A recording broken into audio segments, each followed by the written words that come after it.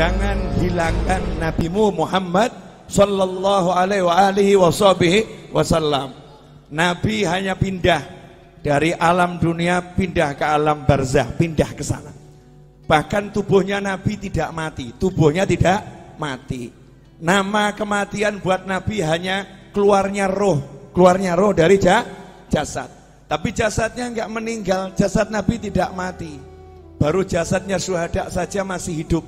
Sayyidina Hamzah radhiyallahu taala anhu setelah 40 tahun kuburannya digali karena mau dibuat jalur perairan, dipindah. Ada salah satu alat gali yang kena tubuhnya, jenazahnya. Setelah 40 tahun masih mengucurkan darah segar. Setelah 40 tahun masih mengucurkan darah segar. Itu paman Nabi dan sahabat Nabi. Sama Allah dimuliakan seperti itu. Apalagi Nabi Muhammad sallallahu alaihi wasallam. Di dalam Al-Quran jelas disebutkan orang-orang yang meninggal di jalan Allah, jangan kamu kira mereka meninggal. Justru Allah juga ngomong gak boleh mengira beliau-beliau meninggal. Bahkan yang ngasih nama hidup itu bukan saya. Yang ngasih nama hidup itu bukan ulama. Yang ngasih nama hidup itu bukan Nabi Muhammad SAW. Tapi Allah sendiri yang mengatakan bal ahya, mereka itu sungguh hidup di sisi Allah subhanahu wa ta'ala yurzakun. Dan bukan cuman hidup, ada yang hidup gak dapat rezeki, tapi ini hidup yurzakun, terus diberi rezeki oleh Allah subhanahu wa ta'ala. Itu baru kelasnya orang-orang yang syuhada. Lantas bagaimana dengan kelasnya imamnya para syuhada, imamnya para nabi, imamnya para rasul, yaitu baginda Muhammad sallallahu alaihi wasallam. Jadi rasakan dulu, jenengan semua, anda semua, kita semua punya nabi yang hidup di alam sana, yang bekerja di alam sana, yang bergerak di alam sana, gak pernah berhenti, terus memantau umatnya. Termasuk sore hari ini menerima sholawat dan salam jenengan semua. Diterima itu sholawat dan salam, karena ini kiriman ya, diterima oleh Nabi Muhammad SAW. Bahkan jelas alamatnya dari mana. Nah itulah bejonya saya, Majlis Ar-Raudhah. Padahal ini maulid Jamuri, betul ya? Nah tempatnya Majlis Ar-Raudhah, yang ngirim Jamuri, yang ngirim Jamuri dan kawan-kawan semua dapat dicatat oleh Nabi Muhammad sallallahu alaihi wasallam. Nah kalau udah seperti itu, apa keuntungan yang didapat? Ini banyak orang yang lupa, banyak orang yang gak paham, banyak orang gak ngerti. Di zaman Nabi Muhammad SAW ada sahabat namanya Jabir bin Abdullah radhiyallahu ta'ala anhu. Sahabat Jabir ini punya kebun kurma dan dia punya hutang kurma, kurma. Masalahnya utangnya sama Yahudi yang benci Nabi, benci Islam. Karena tidak setiap Yahudi benci. Ya, Yahudi itu bangsa.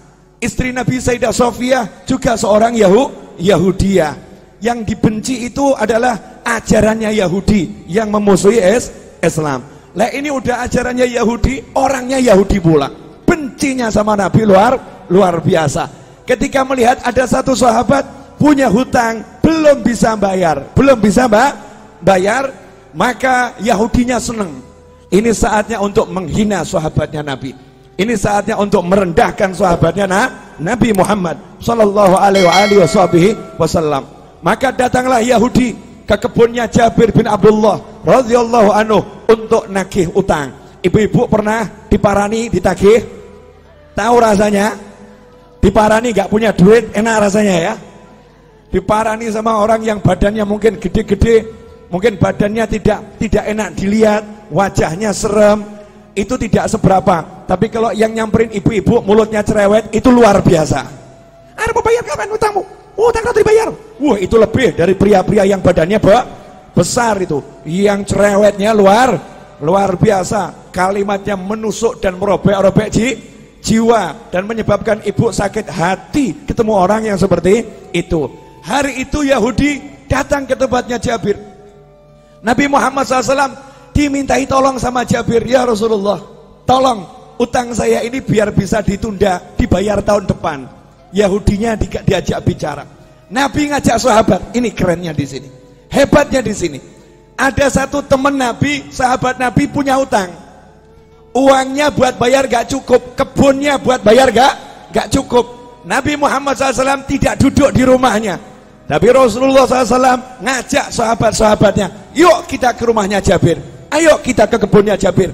Kasihan itu, Jabir digeruduk Yahudi, Jabir disamperin Yahudi.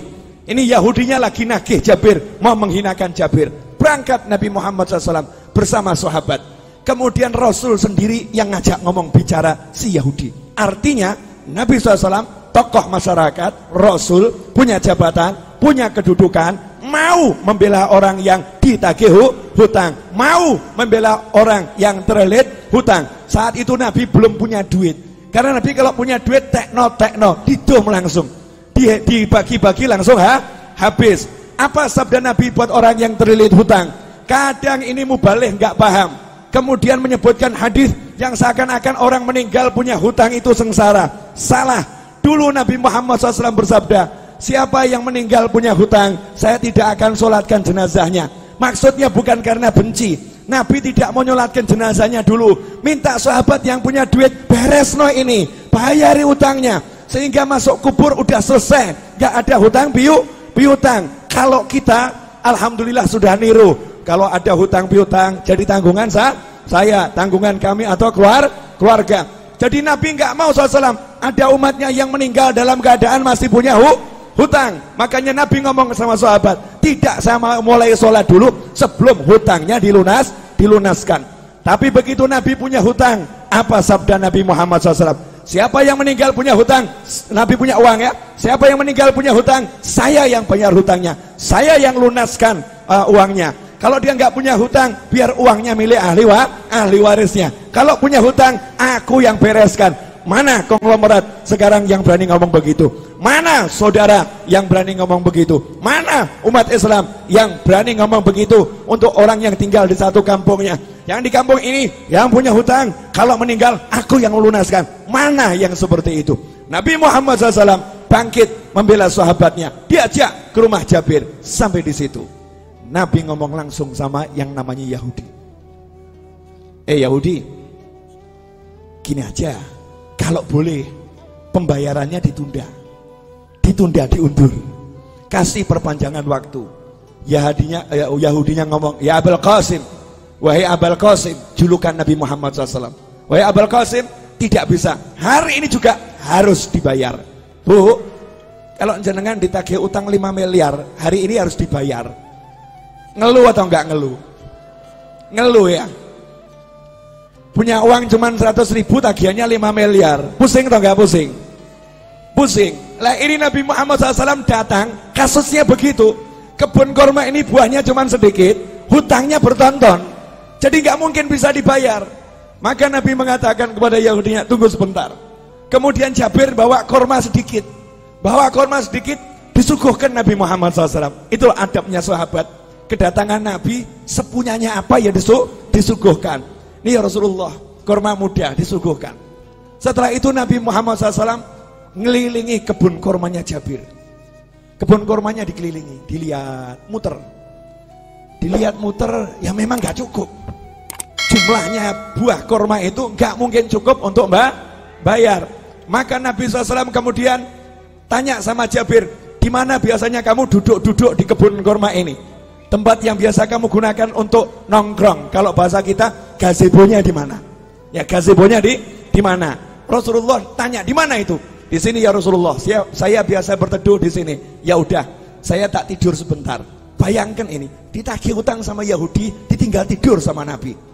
Tiruan. Maksudnya apa? Utang gak usah dipikirin. Yang nagih di depan ini ya, nggak dipikirin, tinggal tidur Nabi Muhammad SAW. Ini nanti bisa dicek di Syarah Fathul Bari, Syarah Bukhari ya. Juga di kitab-kitab Syarah Bukhari yang lain. Tidur Nabi SAW, kemudian bangun. Datangi lagi Yahudinya. Karena masih maksa harus dibayar hari itu juga. Rasul berkata, gimana? Bisa enggak ditunda dulu pembayarannya? Kasih perpanjangan. Tidak bisa, harus hari ini. Ya sudah. Nabi SAW keliling lagi. Tawaf. Ngelilingi kebun kurma. Ditawafi. Setelah selesai ditawafi, Nabi bilang sama Jabir, sudah sekarang kamu panen tuh kurmanya, bayarkan. Panen, bayarkan. saya tidur dulu. Nabi tidur lagi. Asik ya, tidur.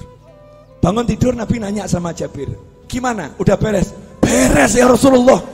Itu hutangnya korma lunas semua. Bahkan ini korma saya nggak berkurang. Panennya lebih banyak dari panen bertahun-tahun ini. Ini nggak masuk akal ya Rasulullah. Disitulah Nabi bersabda, Ashhadu anni Rasulullah. Aku bersaksi, aku adalah Rasulullah. Kalau bahasa kita, saya Nabi, saya Rasul. Rasulullah bangga dengan kerasulannya. Aku bersaksi, aku adalah Rasulullah. Sallu ala Nabi. Allahumma shalli wa sallim alaih. Pelajarannya apa? Pelajarannya banyak, tapi saya mau garis bawahi satu. Lah kamu kalau ada masalah, nabimu mbok buang. Kamu punya masalah, nabimu kamu singkirkan.